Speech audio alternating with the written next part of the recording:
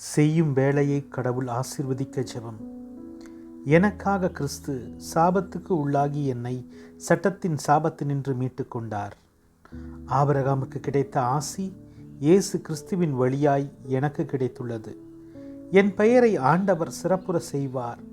நானே ஆசியாய் விளங்குவேன். எனக்கு ஆசி கூறுவோருக்கு அவர் ஆசி வழங்குவார்.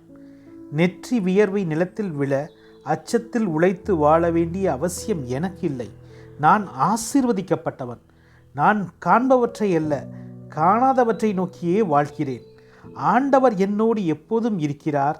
எனவே நான் சிறப்புற்றவனாக வேலை செய்யும் இடத்தில் இருப்பேன். ஆண்டவர் என்னோடு இருப்பதையும் நான் தொட்ட காரியம் அனைத்தையும் ஆண்டவர் தொடங்க செய்ததையும் என் அதிகாரி கண்டார். எனவே என்னுடைய அதிகாரியின் தயை எனக்கு கிடைத்தது. அவர் என்னை தன் சிறப்பு பணியாளராகவும் அலுவலகத்தின் மேலாளராகவும் நியமித்து தனக்கிருந்த அனைத்தையும் என் பொறுப்பில் ஒப்படைத்தார். இவ்வாறு தன் அலுவலகத்தையும் தனக்கிருந்த அனைத்தையும் என் பொறுப்பில் விட்டதிலிருந்து என் அதிகாரியின் அலுவலகத்திற்கும் வீட்டிற்கும் என் பொருட்டு ஆண்டவர் ஆசி வழங்கினார். அவருக்கிருந்த அனைத்தின் மீதும் ஆண்டவர் ஆசி பொழிந்தார்.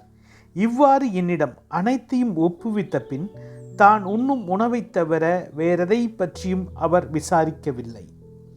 கடவுள் என்னை எல்லா நலன்களாலும் நிரம்ப வல்லவர். எந்த சூழ்நிலையிலும் எப்போதும் தேவையானதெல்லாம் எனக்கு தருவார்.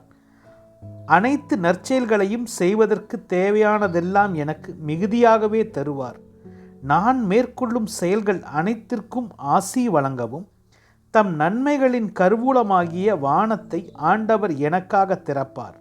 நான் பல்வேறு இனத்தாருக்கும் கடன் கொடுப்பேன். நானோ கடன் வாங்க மாட்டேன். செல்வனாய் ஈட்ட வல்ல ஆற்றலை எனக்கு அளித்த என் ஆண்டவராகிய கடவுளுக்கு நன்றி கூறுவேன். ஆமென்.